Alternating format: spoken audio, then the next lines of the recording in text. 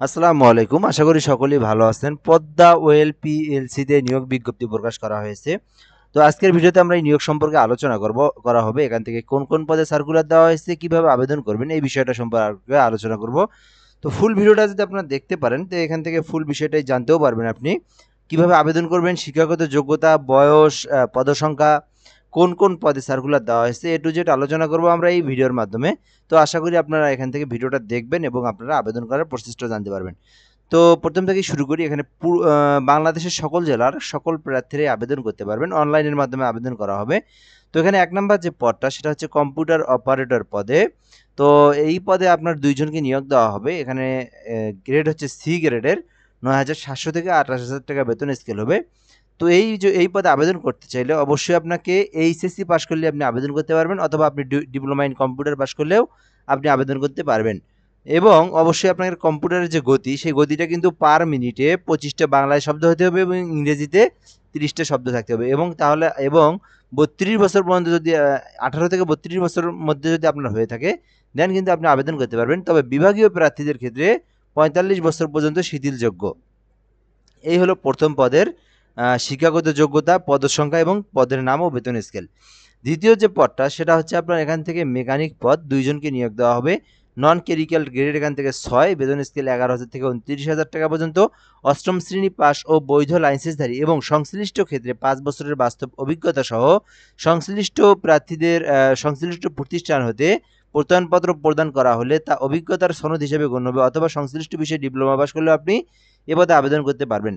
বয়স এখানে অবশ্যই ৩২ বছর পর্যন্ত আপনি আবেদন করতে পারবেন। এখানেও বিভাগীয় প্রার্থীদের ক্ষেত্রে ৪৫ বছর পর্যন্ত শিথিলযোগ্য।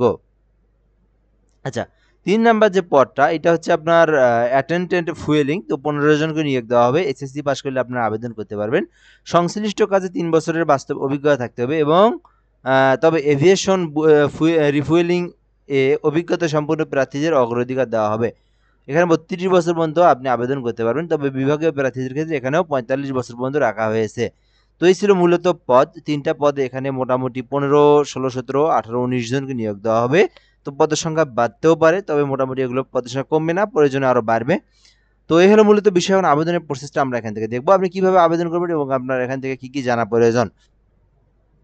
তো এখানে অবশ্যই আপনাদেরকে যে বিষয়টা জানতে হবে, সকল নিয়োগের ক্ষেত্রে বাংলাদেশ পেট্রোলিয়াম কর্পোরেশনের অঙ্গ প্রতিষ্ঠান, আওতাধীন কোম্পানিসমূহের শ্রমিক কর্মচারী নিয়োগ নীতিমালা ২০২৩ সংশ্লিষ্ট সরকারি নির্দেশনা অনুসরণ করা হবে। তো এরপর লিখিত পরীক্ষাতে কোনো টিএডিএ দেওয়া হবে না এবং বিভাগীয় প্রার্থীদের ক্ষেত্রে বয়সটা ৪৫ বছর পর্যন্ত শিথিলযোগ্য। কেউ যদি সরকারি অথবা আধা সরকারি প্রতিষ্ঠানে চাকরি করে থাকেন, সেক্ষেত্রে তাদেরকে এইখানে আসতে হলে অবশ্যই সেই প্রতিষ্ঠানের অনুমতি বা ছাড়পত্র নিয়ে আসতে হবে। এই ছিল মূলত পদ। এরপর আমরা এখান থেকে দেখব যে নেক্সট পেজে কি বলা আছে। নেক্সট পেজে বলা আছে, অসম্পূর্ণ, ভুল তথ্য, ত্রুটিপূর্ণ আবেদন বাতিল বলে গণ্য হবে এবং অবশ্যই আবেদনপত্র জমাদানের শেষ তারিখ, প্রার্থীর সংশ্লিষ্ট পদের জন্য চাহিত বয়স থাকতে হবে এবং বয়সের প্রমাণের ক্ষেত্রে এসএসসি অথবা জিএসসির যে সার্টিফিকেট আছে, সেই সার্টিফিকেটের যে বয়সটা দেওয়া আছে, সেই বয়সটা গণনা করেই কিন্তু আপনার বয়সটা নির্ধারণ করা হবে। তো এরপরে আছে যে বিষয়টা ১১ নম্বরে, নিয়োগের বিষয়ে কোনো প্রকার সুপারিশ গ্রহণযোগ্য বা তদবির গ্রহণযোগ্য হবে না। সকল নিয়োগের ক্ষেত্রে জনপ্রশাসন মন্ত্রণালয় কর্তৃক স্মারক নং, এই স্মারকের প্রজ্ঞাপন অনুযায়ী কোটা পদ্ধতি অনুসরণ করা হবে। লিখিত মৌখিক পরীক্ষা হবে, এসএমএস এর মাধ্যমে জানানো হবে। তো যাই হোক, এগুলো হচ্ছে মৌখিক পরীক্ষার বিষয়। আমাদেরকে ফার্স্ট যে কাজটা সেটা হচ্ছে লিখিত পরীক্ষায় উত্তীর্ণ হওয়া।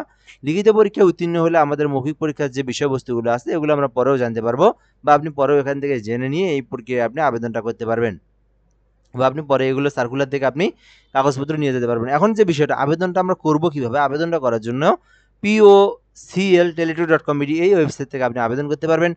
তো আপনি যদি হচ্ছে আপনার বাসায় পিসি অথবা কম্পিউটার, ল্যাপটপ না থেকে থাকে, দেন আপনি কিন্তু আমাদের সঙ্গে যুক্ত হয়ে আমাদের হোয়াটসঅ্যাপ নাম্বারে যোগাযোগ করলে আপনি কিন্তু আবেদন করতে পারবেন। কেননা আমরা কিন্তু সবসময় আবেদন করে থাকি অনলাইনের মাধ্যমে। আপনার যে কোনো আবেদন করতে চাইলে আপনি কিন্তু আমাদের সঙ্গে যোগাযোগ করে এই নাম্বারে আপনি কিন্তু হোয়াটসঅ্যাপে যোগাযোগ করে আপনি কিন্তু আবেদনটা করতে পারেন। তো এখানে আমরা নাম্বারটা মাউসের কার্সর দিয়ে লিখে দেবো। যদিও এইভাবে লিখলে একটু লেখাটা খারাপ হয়ে যায়, তারপরেও আমরা এখান থেকে লিখে দিয়ে আপনাদেরকে জানানোর চেষ্টা করতেছি। 01775830312। ঠিক আছে, মাউসের কার্সর দিয়ে লিখলাম। তো তো 30312 017758 30312 এই নাম্বারে আপনি দয়া করে ফোন দিবেন না এবং আপনি হোয়াটসঅ্যাপে ফোন দিবেন না বা অফলাইনে ফোন দিবেন না, শুধুমাত্র হোয়াটসঅ্যাপে টেক্সট করবেন। টেক্সট করে বলবেন যে আপনি কোন পদের কোন সার্কুলার, আপনি বলবেন যদি এটাতে যদি বলেন পদ্ম অয়েলের সার্কুলার এই সার্কুলারের এই পদে আমি আবেদন করব, তো আপনি এখান থেকে বিষয়টা জেনে নেবেন। ওখান থেকে শুধু শুধু আপনি পদের নামটা বলবেন, দেন আমি কিন্তু আপনাদেরকে একটা ফর্ম দেব। তো সেই ফর্ম অনুযায়ী আপনার তথ্যগুলো সুন্দর করে পূরণ করে দিয়ে আপনি কিন্তু পূরণ করে দিবেন। আমরা কিন্তু আপনাদেরকে আবেদনটা করে সুন্দর করে আপনাকে পিডিএফটা পাঠিয়ে দেবো, অ্যাপ্লিকেশন কপিটা আপনাদেরকে পাঠিয়ে দেবো। চাইলে আপনি নিখুঁতভাবে একদম নির্ভেজালভাবে আমাদের সঙ্গে যোগাযোগ করে আপনি আবেদনটা করে নিতে পারবেন। আমরা সবার আবেদন নিখুঁতভাবে করে থাকি। সো দয়া করে যেটা বললাম, ওই তো ফোন দেওয়া যাবে না, আর একটু ধৈর্য আমাদের এটা পাবলিক নাম্বার, তো যার কারণে প্রচুর এসএমএস আসে, এই নাম্বারে প্রচুর এসএমএস আসে। আমাদের এই নাম্বারটা বিভিন্ন জায়গায় দেওয়া আছে, ফেসবুক, তারপরে বিভিন্ন জায়গায় দেওয়া আছে, গ্রুপ আছে কিছু আমাদের, সেখানে দেওয়া আছে, যার কারণে অনবরত এসএমএস আসে। আপনাকে একটু এসএমএস দিয়ে অপেক্ষা করতে হবে, দেখবেন 5 মিনিটের মধ্যে আমরা রিপ্লাই দেওয়ার চেষ্টা করব।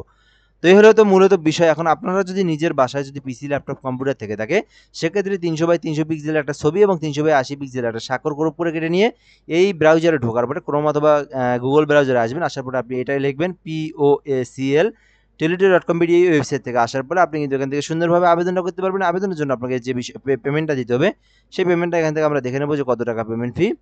তো এখানে পেমেন্ট ফি যেটা আছে সেটা হচ্ছে দেখবো আমরা এখান থেকে 2টি এসএমএস করে ফি বাবদ দিতে হবে। তো আমাদের কয় টাকা পেমেন্ট ফি সেটা একটু দেখি, এটা কোথায় দেওয়া আছে। এসএমএস এর পেমেন্ট ফি প্রদান ফি একটু দেখি আমরা এখানে কই দেওয়া আছে। আচ্ছা, এই পৃষ্ঠাতে নাই মনে হয়। 112 টাকা অফারযোগ্য, 72 টাকা। ও আচ্ছা, 2টি পদে এসএমএস ফি বাবদ আপনার পরীক্ষায় বর্ণিত সকল পদের জন্য, আচ্ছা সকল পদের জন্য, জি জি ঠিক আছে।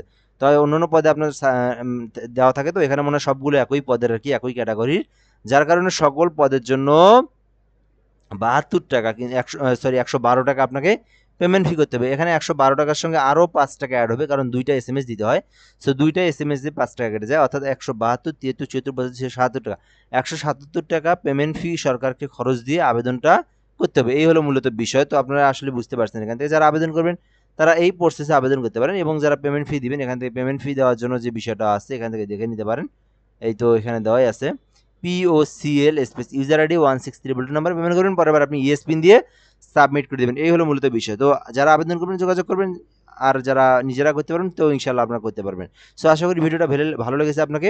তো চাইলে আমাদের চ্যানেলটাকে সাবস্ক্রাইব করে আমাদের সঙ্গে যুক্ত থাকতে পারেন। আশা করি আপনি পরবর্তীতে সকল ধরনের জব রিলেটেড ভিডিও পাবেন। আমরা আমাদের এই চ্যানেলে সরকারি সকল ধরনের প্রাইমারি সার্কুলার নিবন্ধন, তারপরে হচ্ছে 19তম শিক্ষক নিবন্ধন সম্পর্কে সামনের আপডেট বিষয়গুলো জানতে পারবেন। এর পাশাপাশিও জেলা প্রশাসক পর্যায়ের কার্যালয়ে, সিভিল সার্জনের কার্যালয়, জেলা প্রশাসকের সকল সার্কুলারগুলি আপনি এই চ্যানেলের মাধ্যমে জানতে পারবেন।